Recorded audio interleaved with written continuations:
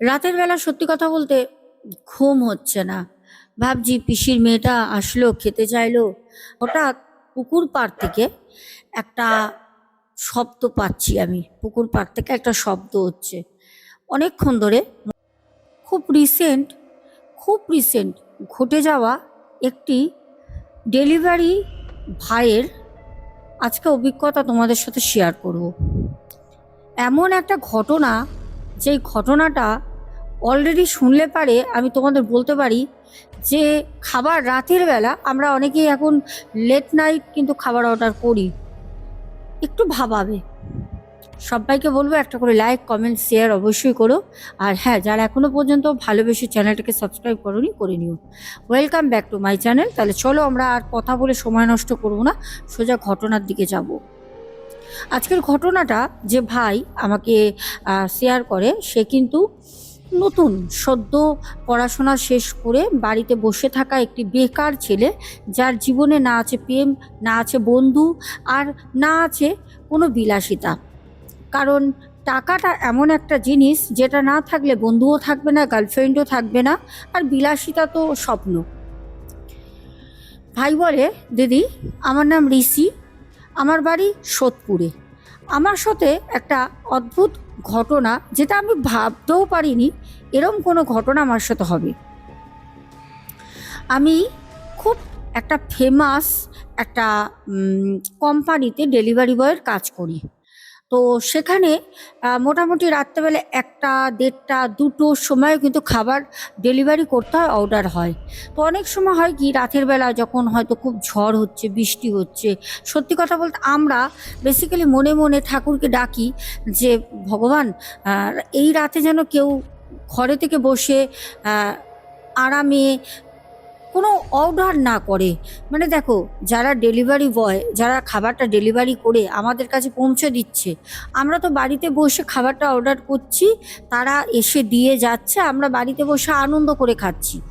কিন্তু যারা দুটো টাকার জন্য, যারা বাইরে পুড়ে কাজ করছে, একটা অন্য ওয়েদার, শুকনো ওয়েদার বা ঠান্ডার সময় তবুও কষ্ট হয়, শীতের সময় তবুও মেনে নেওয়া যায়, কিন্তু দুর্যোগ যখন প্রচণ্ড ঝড়, বাইরে প্রচণ্ড বৃষ্টি চলছে, এরকম সময় যদি কোনো খাবার অর্ডার করা হয়, যদি এরকম সময় কোনো ডেলিভারি বয় তোমার বাড়িতে আসছে, রাতের বেলা অনেকটা লেট নাইট হয়।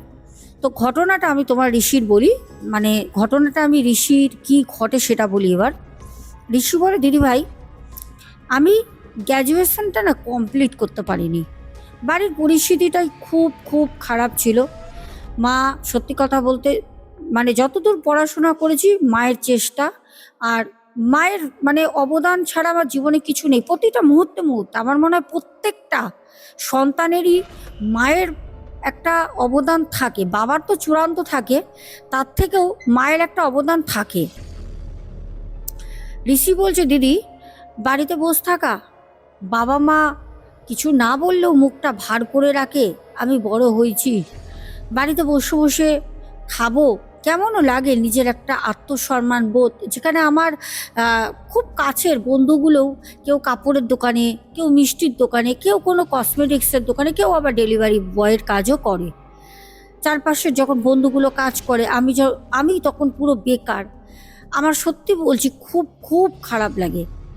বাবা মা কোনো সময় হয়তো আমাকে কোনো রকমভাবে কোনো কাজের কথা বলেন না, কোনো রকমই না, কিন্তু তবুও আমার নিজের খারাপ লাগে। যাই হোক, আমি আমার এক বন্ধুর মারফতেই কাজটা আমি ঠিক করি। ও বলল, দেখ এই সময় তো অনেক ছেলে মেয়েও নিচ্ছে, মেয়েরাও তো কাজ করে, তুই যদি বলিস তাহলে আমি তোকে যোগাযোগ করিয়ে দিতে পারি, দেখ করবি? আমি বললাম, এই সুবর্ণ সুযোগ হাতছাড়া আমি করব না, অবশ্যই করব। আমাকে কথা বলা, সে আমাকে নিয়ে যায়।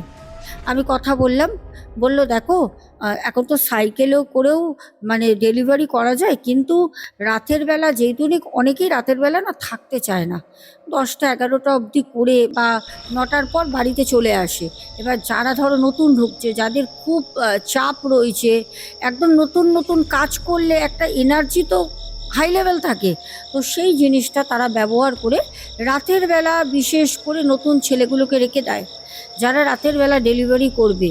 তো সেখানে আমরা কিছু করার নেই, বাধ্যতামূলক থাকতে হয়। এবং অনেকে মানে সফট হার্টেড পার্সন থাকে, তারা এত রাতের বেলা হয়তো ডেলিভারি করছি বলে আমাদের অনেক টিপসও দেয়, আবার অনেকে দেয়ও না।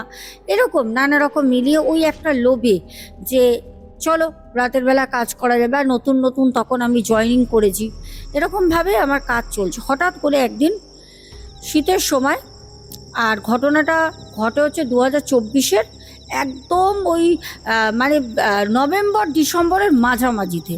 বলছে কনকনিয়ে ঠান্ডা পড়েছে। সেদিনকে চুপচাপ বসে রয়েছে অফিসে।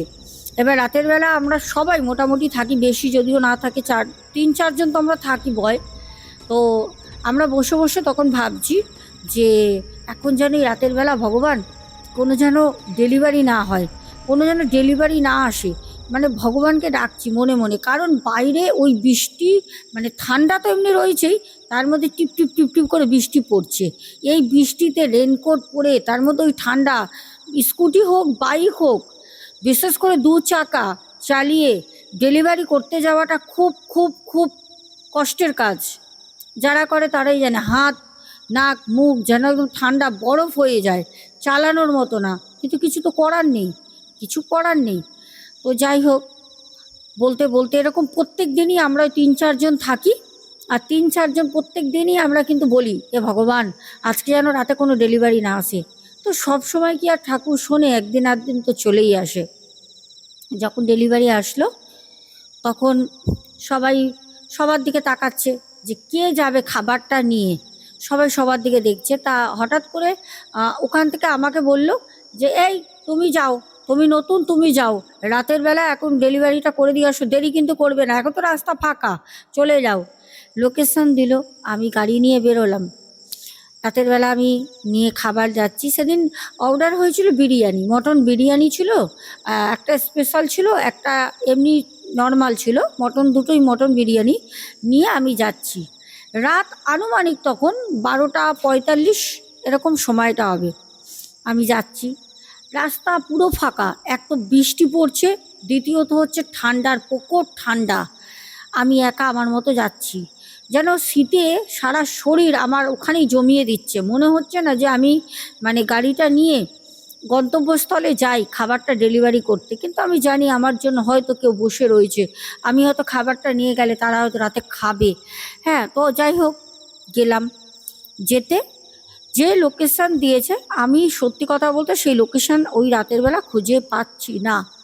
রাস্তা পুরো ফাঁকা। আর এমনও হয়, দিনের বেলা হলে কি হয়, ধরো চারপাশে দোকান রইলো, লোকজন চলাফেরা করছে, তো কি হয়, আমরা হয়তো হট করে কাউকে জিজ্ঞেস করলাম যে দাদা এই অ্যাড্রেসটা কোথায়, এনার বাড়িটা কোথায়, লোকেশান আমরা টেস্ট করতে পারি ওরকম করে। অনেক সময় ভুলভাল হয় তো। কিন্তু সেই দিনকে এমনই আমার কপাল, ওই রাতের বেলা ঠান্ডা বৃষ্টি, একটাও তো লোক নেই, জন নেই, কেউ নেই। আমি কাকে জিজ্ঞেস করব, দোকানপাট সবই তো বন্ধ। যাই হোক, আমি একটা চৌমাথা, চৌমাথার কাছে দাঁড়িয়ে রয়েছি। লোকেশানে চৌমাথাটা আছে, বাট লোকেশানটা ওখানে এসে যেন কোথাও একটা মানে কাট হয়ে যাচ্ছে, বুঝতে পারছি না। প্রথমে লোকেশান এক দেখাচ্ছে, আবার দেখাচ্ছে চৌমাথা। চৌমাথার কাছে যখন আসছি ওখান থেকে দেখাচ্ছে লেফট, কোনো সময় দেখাচ্ছে রাইট সাইড। আর আমি কিছু ডিসাইড না করতে পেরে চৌমাথার ওখানটা দাঁড়িয়ে আছি। হঠাৎ দেখলাম দূর থেকে একজন আসছে, হাতে একটা লাঠি, একটু জাস্ট খুঁড়িয়ে খুঁড়িয়ে ল্যাংড়াতে ল্যাংড়াতে একজন আসছে। সে আস্তে আস্তে আস্তে আস্তে যখন একটু খোঁড়াতে খোঁড়াতে যখন আসে আমার কাছে, আমি দেখলাম একজন বৃদ্ধা, আনুমানিক 70-এর দোরগোড়ায় তার বয়স। এই বৃষ্টির মধ্যে এত রাতে এই ঠান্ডা পুকুর, সে যাচ্ছে কোথায়? সত্যি কথা বলতে আমি তখন ওই বয়স্ক বৃদ্ধাকে আমি বললাম যে দাদু, এই ঠান্ডায় বৃষ্টি পড়ছে, ছাতা নেই, কোথায় বেরিয়েছো? আমার দিকে তাকালো, তখন বলছে তুই কে, এখানে রাতে দাঁড়িয়ে আছিস? খুব আস্তে কথাটা বলে, কাঁপা কাঁপা গলায়, তুই কে রে, এখানে তুই দাঁড়িয়ে আছিস? আমি তখন বললাম দাদু, আরে বলো না, একজনের বাড়িতে খাবার ডেলিভারি করতে হবে, জানো তো, আমি এসছি, আ- আমি না খুঁজে পাচ্ছি না। আরে ভাই, তোমরা ফোন নাম্বার তো দেওয়া থাকে, ফোন তো করতে পারো, এত দেরি হচ্ছে, অনেকটা সময় হয়ে গেছে। আবার ভাবলাম কি জানি, খাবার কি ক্যান্সেল করে দিল, হয়তো বৃষ্টির কারণে অনেক সময় নেটওয়ার্কের জন্য অনেক রকম প্রবলেম তো হয় আমাদের, জানি ফোনে। তো তখন ওই দাদু আমার কাছে এসে চলে যাচ্ছিল সে লাঠি নিয়ে, হঠাৎ ঘুরে এসে বলছে, দাদু ভাই, এই জায়গাটা না ভালো না, তুমি এখানে বেশিক্ষণ দাঁড়িয়ে থেকো না, চলে যাও, ফিরে যাও। আমি বললাম, হ্যাঁ, সেটাই, মানে আমার না একটা অটোমেটিক্যালি যেন ভেতর থেকে একটা ভয় লাগছে, যেটা আমার কিন্তু ওই বৃদ্ধ যে দাদু, ওনাকে যতক্ষণ আমি দেখিনি আমার কিন্তু ভয় লাগছিল না, কিন্তু ওনাকে দেখার পরে আমি জানি না কেন আমার একটা ভয় লাগছে। তো যাই হোক, হঠাৎ করে দেখলাম পেছন ঘুরে উনি, ওই ঝিরঝির ঝিরঝির করে বৃষ্টি পড়ছে, চৌমাথার মোড়ে একটা বড় লাইট দেওয়া আছে, তো আলো আঁধারির মতো দেখলাম উনি ওনার মতো লেংড়ে লেংড়ে লাঠিটা নিয়ে হেঁটে হেঁটে উনি যাচ্ছে। আমি দেখলাম, দেখার পরে আমি আমার নিজের মতো আস্তে আস্তে ভাবলাম, না, ও যা হবে হবে, দরকারে মাইনে দিয়ে কাটিয়ে দেবো, এর কিছু বুঝতেই পারছি না। এবার আমি যে কোম্পানিকে ফোন করছি, ওখানে ওরাও ফোন রিসিভ করছে না, কিছু বুঝতে পারছি না আমার সাথে কি হচ্ছে। আমি গাড়িটা নিয়ে সবে ঘোরাবো, হঠাৎ করে পেছনে দেখলাম যখন গাড়িটা ঘোরাচ্ছি ওই দাদু কিন্তু নেই। আমি হঠাৎ করে বলে, কি হলো, এক্ষুনি তো দাদু এখানে ছিল, দাদু গেল কোথায়? দাদু এখানে নেই। আমি বললাম, এ কি অদ্ভুতভাবে আমি, মানে খুব ভয় পাই, ভয় পাই, গাড়ি ঘুরিয়ে নিয়ে আমি ওখান থেকে সোজা একদম চলে আসি। এসে আমি কোম্পানিতে বললাম যে আমি এরকম পাইনি, বললো ওরাও আর কোনো ফোন করেনি।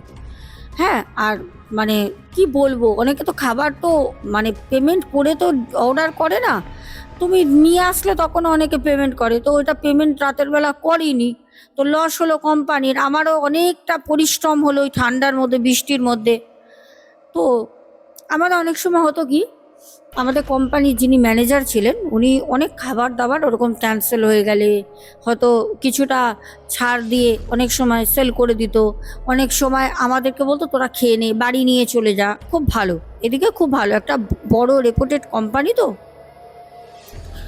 যাই হোক, তো আমাকে তখন ওই যে স্যার ছিলেন আমাকে বললো, দেখ এত রাত হয়ে গেছে, এখন তো প্রায় 2:30 বাজতে যাচ্ছে, এখন আর কোনো অর্ডার আসলে নেব না, ঠিক আছে, আর একটা কাজ কর, বিরিয়ানিটা তোরা তিনজন, একজন চলে গেছে, তিনজন ছিল, বলছে তোরা তিনজন রয়েছিস, তিনজনের বিরিয়ানিটা খেয়ে নে। একটা ছিল মানে এমনি মটন বিরিয়ানি, আর একটা ছিল স্পেশাল মটন বিরিয়ানি। তো স্পেশালে তো দুটো করে অলরেডি মটন থাকে, তো তিনজনের আমাদের হয়ে যাবে, বললো তোরা খেয়ে নে।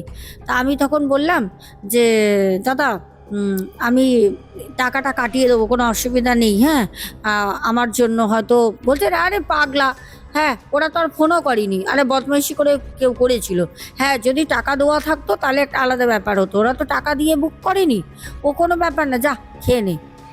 আমরা বললাম ঠিক আছে, ওদেরকেও বললাম, আমাদের একটা ছোট্ট ঘর মতো আছে যেখানে আমাদের রাতের বেলা যারা আমরা থাকি, তা আমরা রাতের বেলা আমাদের হেলমেট টেলমেট সব রেখে একটা জায়গায়, একটা 17 ইঞ্চি পাতা থাকে, ফ্যান ট্যান আছে, তখন তো ঠান্ডাকাল, ফ্যানের দরকার নেই, ওই 17 ইঞ্চির মধ্যে আমরা শুয়ে থাকি, ভোরবেলা বাড়ি চলে যাই, আবার নতুনরা আসে। কারণ আমাদের স্যার যে দাদার কথা বলছি, তো উনি রাতের বেলা বলে এই রাতে বাড়ি যেতে হবে না, থেকে যা, ভোরবেলা বেরিয়ে যাবি ভোর হতে হতে। তো সত্যি কথা বলতে আমরা ওখানে খাবো। এবার আমার সাথে যে আর একজন ছিল ওর নাম রাহুল দা, রাহুল আমাকে বলল যে, এ ভাই, ঋষি তুই একটা কাজ কর, হাত পা ধুয়ে আয়, যা খেয়ে নি, এতক্ষণ বাইরে দিয়ে আসলি ভালোই হয়েছে, মাঝে মাঝে এরকম অর্ডার আসলে আর না নিলে কিন্তু ভালোই হয় বল, তাহলে আমাদের খাওয়া হয়ে যায়। তাই আমি বললাম, হ্যাঁ ডেলি ডেলি তোমাকে খেতে দেবে, হ্যাঁ স্যার আমাদের ডেলি ডেলি খেতে দিলে স্যারের তো বন্ধ হয়ে যাবে কোম্পানি।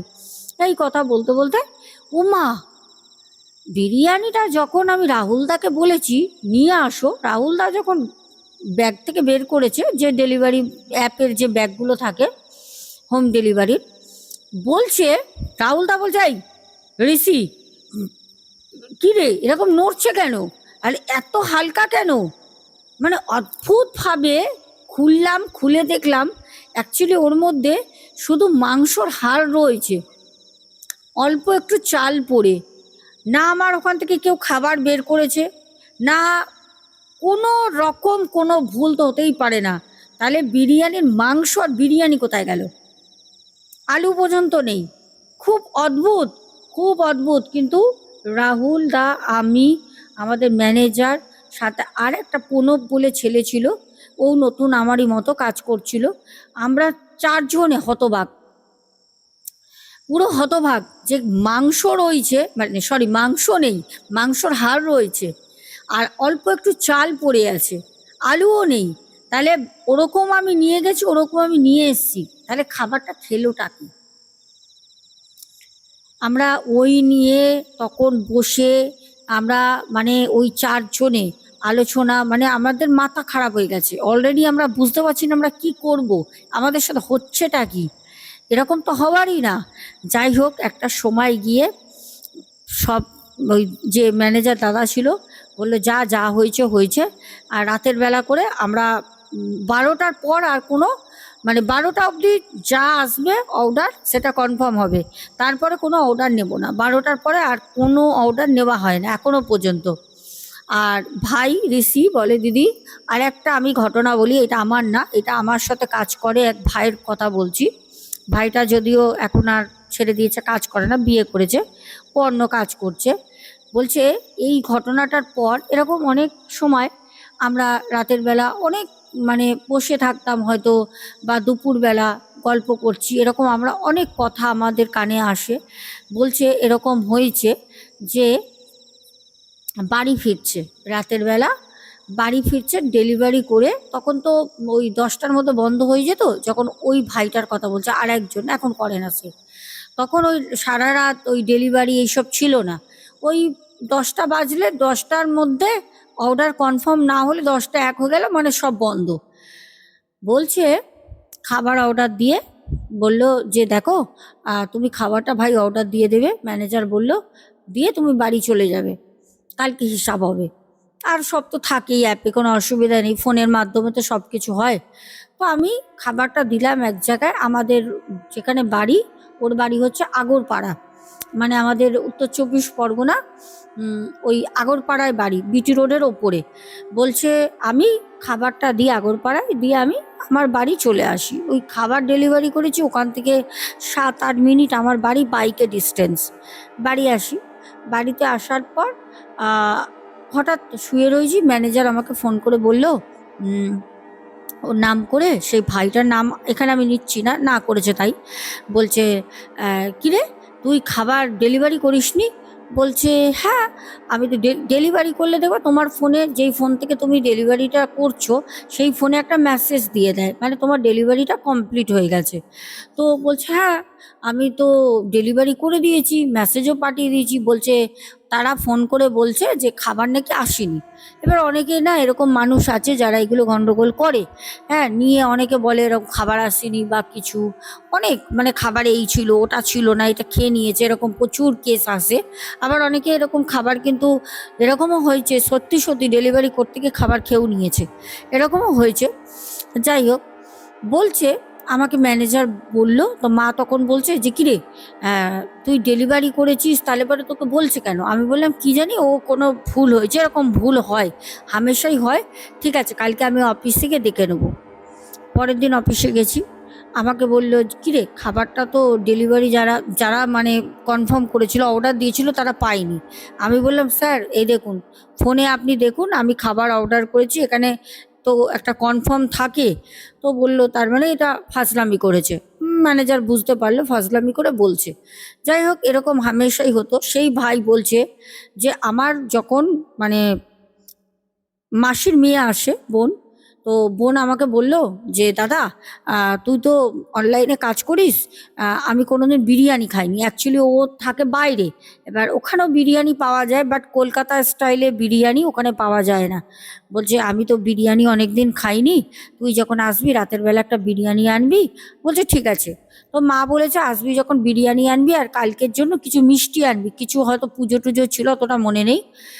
সে ভাই বলছে দিদি আমি আমার ওই পিসির মেয়ের জন্য বিরিয়ানি নিয়ে রাতের বেলা যাচ্ছি যখন, আর আমার তো কাজের ব্যাগ তো আমার অফিসে ওখানে ছেড়ে দিয়েছি, যেখানে আমি কাজ করি, দিয়ে আমি এমনিই যাচ্ছি, ওই গাড়ির সামনেটা প্যাকেটের মধ্যে ঝুলিয়ে নিয়েছি, নিয়ে আমি যাচ্ছি। বলছে হঠাৎ মানে তেঁতুল তেঁতুল গাছ আছে ওখানটা, যেখান থেকে ঘুরে আসে, বলছে ওইখান থেকে যখন ঘুরে আসছি ওই তেঁতুল গাছের ওই রাস্তাটা পুরো ফাঁকা।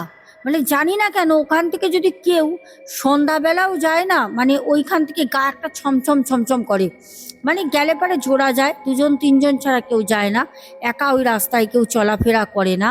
আর সব থেকে বড় কথা হচ্ছে ওই তেঁতুল তলাটা প্রচণ্ড নিস্তব্ধ নিলিবিলি একটা জায়গা, মানে কলকাতা শহর যেখানে সন্ধ্যাবেলা ছুটছে, যেখানে ছুটছে, আর ওইখানে সন্ধ্যাবেলা মনে হয় যেন শ্মশান ভূমিতে তুমি দাঁড়িয়ে আছো, এতটাই ফাঁকা নিলিবিলি। কিন্তু তার পাশে দুপাশে গলি আছে, সেখান থেকে গাড়ি যাচ্ছে, টোটো যাচ্ছে, অটো যাচ্ছে, গাড়ির হর্নগুলো কানে আসে, কিন্তু ওই রাস্তা দিয়ে লোক বেশি যাতায়াত করে না। আর ও সেদিন রাতের বেলা ওইখান থেকে বিরিয়ানি নিয়ে আসছিল। বলছে মনে হলো যেন তেঁতুল গাছ থেকে, মানে এটা মনে হলো ওর, যে কেউ যেন ওর বাইকের পেছনে এসে বসলো, গাড়িটা যেন একটা ওয়েটই হয়ে গেল, ভার হয়ে গেল। ও বলছে আমি সাথে সাথে রাম রাম রাম রাম রাম রাম রাম রাম রাম রাম মনে মনে মনে মনে রাম নাম নিতে নিতে ও গাড়ি নিয়ে যখন আসছে, বলে কিছু না, কিচ্ছু না, আমি গাড়িটা নিয়ে এমনি পড়ে গেলাম। মনে হলো কেউ যেন দেখো পেছনে বসে যদি বেসামাল হয়ে যায়, অনেক অত্যাধিক হয়তো হাইট বা খুব এরকম নড়ে চড়ে উঠলো, অত্যাধিক যদি হয়ে যায়, দেখবে গাড়ি একটা তুমি মুটে চালাচ্ছ, হট করে যদি পেছনের লোক কেঁপে নড়ে ওঠে, তোমার একটা যে তুমি মুডে চালাচ্ছ, হট করে না তোমার দেখবে অন্য মাইন্ড, তুমি যদি অ্যাবসেন্ট মাইন্ড থাকো তোমার মাইন্ড খারাপ চেঞ্জ হবেই। তো সেম সেই জিনিসটা হয়, একদম সেই জিনিসটা হয়। ও বিরিয়ানির প্যাকেট নিয়ে পড়ে যায়, বিরিয়ানির যে ঢাকাটা চাপা বিরিয়ানিটা ছিল, তো আর ওরা যেহেতু কাজ করে এই রাতের বেলা যখন ফিরছে একটু বেশিও পেয়েছে, তো বিরিয়ানির যখন পড়ে না, বাইকটা যখন পড়ে না, তখন পুরো একদম রাস্তার সাথে ঘষড়ে যায়। বিরিয়ানির প্যাকেটটা যেটুকুনি ঠাসা চাল ছিল, হালকা হয়ে ছিটকে প্যাকেটটা না উড়ে যায় ফুটের সাইডে, রাস্তার যে ফুট আছে ওখানে উড়ে যায়। কতগুলো চাল এমনভাবে উড়ে গিয়ে পড়লো, মনে হলো যেন কেউ মানে হাত দিয়ে চালগুলোকে যেন সমান এরকম করে টেনে বের করে নিল। বলছে দিদি আপনি হয়তো বিশ্বাস করবেন না, হয়তো ঘটনাটা আপনার মুখ থেকে শুনে অনেকেই বিশ্বাস করবেন, অনেকে আবার করবেন না, কে করলো কে করলো না এটা বড় কিছু ম্যাটার করে না, আমার লাইভে আমার চোখের সামনে ঘটেছে আমি জানি। বলছে বিরিয়ানির চালগুলো আমি বাইক নিয়ে উঠতে পারছি না, তো পায়ের নিচে যেন আমার বাইক আটকে গেছে, আমার পা তো আটকে গেছে, আমি উঠতে পারছি না কোনো রকমে। যখন আমি ওখান থেকে আস্তে আস্তে নিজেকে রিকভারি করছি, কোনো রকম উঠে দাঁড়াই, আমি উঠে দাঁড়িয়ে বলে আহারে আমার বোনটা খাবে বিরিয়ানি, বেচারা মেয়েটা বসে রয়েছে, ইস্যো কত ইয়ে করে, আর বিরিয়ানিটা পড়ে গেল। ওই সময় আমার ফোনটা বাজে, ফোনটা বাজে, ফোনটা বাজতে আমি দেখলাম আমার ওই পিসির মেয়ে আমাকে ফোন করেছে। আমি না ফোনটা ধরলাম না, আমি বললাম বাড়ির তো কাছে চলে এসেছি, আর ধরার দরকার নেই, কি জিজ্ঞেস করবে না করবে, আমি আর না ধরে সোজা বিরিয়ানির প্যাকেট উড়ে চলে গেছে, মানে যেটা উপরের ঢাকনাটা থাকে বিরিয়ানির বক্সের, উড়ে গেছে, চাল কিছুটা পড়ে গেছে, আমি তবুও বিরিয়ানিটাকে ওখান থেকে কোনো রকমে প্যাকেটটা গিট দিয়ে আমি আমার ঠিক দুটো থায়ের মাঝখানে গাড়ির যেখানে তেল ট্যাঙ্কিটা থাকে বাইকের ওখানটা রেখে পায়ের ভাঁজে চাপা দিয়ে আমি কোনো রকম বাড়ি পর্যন্ত আসি। কিন্তু আসার পর আমি আমার মাকে ঘটনাটা বলি। অতক্ষণ আমি বললাম বোন তুই খাস না, তারা একটু পরে খাবি, ও তো খাবার জন্য পাগল। আমি যখন মাকে বললাম তখন মা বলল ওকে খেতে দিস না, ওকে খেতে দিস না, না খেতে দেওয়াটাই ভালো। কারণ দেখো ওর মধ্যে একটা কোনো কিছু তো একটা ঘটেছে ওখানে, কেন ওরকমভাবে ভারী হওয়া বাইক, ওটা অসম্ভব ব্যাপার। ওরকম আমি আজকে নতুন তো বাইক চালাচ্ছি না, ওটা অসম্ভব ব্যাপার, তো কিছু একটা দৃষ্টি লাগতে পারে। মা তখন বলল যে রমা, মানে আমার পিসির মেয়েকে, রমা তুই এই বিরিয়ানিটা খাস না মা, আমি তোকে কালকে বিরিয়ানি করে দেবো। বিরিয়ানিটা আনতে গিয়ে ফাঁকা রাস্তায় পড়ে গেছে, খাবারটা কি ঠিক বল? হ্যাঁ, হতে পারে অন্য কিছু, রাতের বেলা মটন বিরিয়ানি। আর এইসব বিরিয়ানি টিরিয়ানি এইসবের জিনিসে তো খারাপ জিনিসের নজর লাগে, দৃষ্টি লাগে, ওদেরও তো লোভ লাগে। তো তখন ও হতাশা হয়ে বলল ঠিক আছে, ওই গোলা রুটি করে দেয় রাতে, ওই গোলা রুটি খেয়ে শোয়, আর বিরিয়ানি ধরে মা পেছনে পুকুর পাড়ে ফেলে দিয়ে আসে। রাতের বেলা যখন শুয়ে রয়েছি, মনটা খুব খারাপ যে আমার পিসির মেয়ে এসছে, বেচারা বাইরে থাকে, ওখানে এরকম কলকাতার বিরিয়ানি পাওয়া যায় না। ওখানের বিরিয়ানি একদম সেই রিচ, মনে হয় যেন মশলা কষার মধ্যে চাল দিয়ে দিয়েছে, এতটাই রিচ। বলছে সত্যি কথা বলতে মনটা খুব খারাপ। তখন রাত প্রায় 1টার কাছাকাছি। পরের দিন আমি যাব না, আমার ছুটি ছিল, কারণ মাসির মেয়ে, কেন পিসির মেয়ে এসছে বলে আমি ছুটিটা নিয়েছি। বলছে দিদি ভাই, রাতের বেলা অদ্ভুতভাবে, রাতের বেলা সত্যি কথা বলতে ঘুম হচ্ছে না। ভাবছি পিসির মেয়েটা আসলো, খেতে চাইলো, ওকে আমি খাবারটা এনে দিলাম, কিন্তু কি হলো জানি না। যাকে মা কালকে এনে দেবে, নাহলে পরে মা করলেও যদি মা নিজে করে ভালো, নাহলে পরে আমি ওকে কালকে সন্ধ্যাবেলা, আমি তো কাজে যাব না, সন্ধ্যাবেলা এনে দুজনে খাবো ভাই বোনে। ভাবছি হঠাৎ পুকুর পাড় থেকে একটা শব্দ পাচ্ছি, আমি পুকুর পাড় থেকে একটা শব্দ হচ্ছে অনেকক্ষণ ধরে, মনে হচ্ছে কেউ যেন হাড় মট মট করে কামড়ে খাচ্ছে। কুকুর নেই তা না, আমাদের ওখানে কুকুর আছে, কিন্তু এত মোটা রাঙের হাড় আমি তো নিজের হাতে তুলে কেটে নিয়ে আসি, কুকুরের বাপেরও খাওয়ার সাধ্য হবে না। সাথে কুকুর হতে পারে, কিন্তু ওইখানটা তো ডাস্টবিন, অনেকেই ময়লা ফেলে, শুধু আমাদের বাড়ির না, পুকুর পাড়টায় ওইখানে রীতিমতো জলে ধামসাধামসি করার সাথে মনে হচ্ছে অনেক কেউ ওই নোংরার উপরে হাঁটাচলা করছে, ছপ ছপ করে শব্দ হচ্ছে, সটসট করে, মানে কিছু পড়ে যাচ্ছে, কিছু চলছে, কিছু দৌড়াচ্ছে জলের মধ্যে, এরকম শব্দ। আমি যখন হালকা করে জানলাটা খুললাম, আমি যেটা দেখেছিলাম আজীবন কোনোদিন আমি ভুলবো না, কোনোদিন না। ইংলিশ মুভিতে অনেক রকম আমরা মানে গ্রাফিক্সের দ্বারা বানানো অনেক পশু দেখি, যেটা কিছুটা মানুষের মতো, মুখটা একটু পশুর মতো, হ্যাঁ, তারপর একটু কুঁজো টাইপের, ঠিক ওরকম আমি জ্যোৎস্নার আলোতে, রাত তখন 1:10-15 বাজে, আমি জ্যোৎস্নার আলোতে দেখছি এরকমই একটা অবয়ব। সে ওই বিরিয়ানির যে মানে বাটিটা ছিল, আমি তো অনেকটা বিরিয়ানি এনেছিলাম, ওই বিরিয়ানির বাটির থেকে জিভ চেটে, মানে তার মুখের যে হাঁ, সেটা দিয়ে জিভ দিয়ে ঢুকিয়ে ঢুকিয়ে খাবার খাচ্ছে। আমি মানে অনেকক্ষণ দেখার পর ওমা করে যখন চিৎকার করে উঠি, সাথে সাথে ও শুধু একবার জানলার দিকে এরকম তাকালো। আমি তার চোখগুলো দেখলাম জ্যোৎস্নার আলোতে, যেহেতু অনেকক্ষণ ধরে তাকাচ্ছিলাম, আর আমাদের বাড়ির পেছনে পুকুর পাড়ে একটা লাইটও দেওয়া আছে, সেই বাল্ব লাইটে আমি তার মুখটা দেখি, এরকম দুপাশ থেকে নিচে দাঁত, উপরে না, নিচে এরকম দুটো দাঁত ঝুলছে, আর চোখগুলো একদম টকটকে লাল।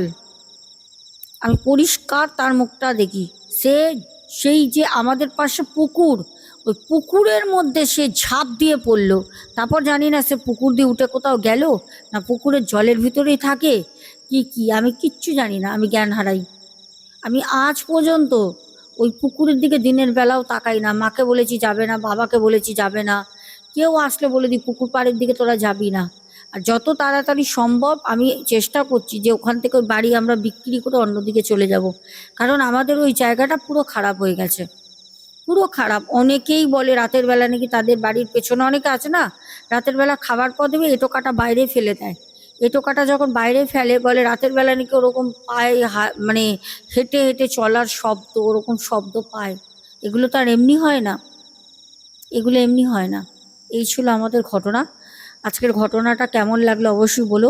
আজকে কমেন্ট করছি না, জানি ঘটনা দিতে অনেকটা রাত হয়েছে, আজকে বাইরে বেরিয়েছিলাম কিছু দরকারি কাজে। যাই হোক, সবাই খুব ভালো থেকো, বড় মায়ের আশীর্বাদ সবার উপরে থাক। আর দেখা হবে আগামীকাল। আর শোনা কথায় কিন্তু ঘটনা দিয়েছি, যারা এখনো পর্যন্ত দেখোনি তারা অবশ্যই গিয়ে শুনে নিও। এখনের মতো আসছি, শুভরাত্রি।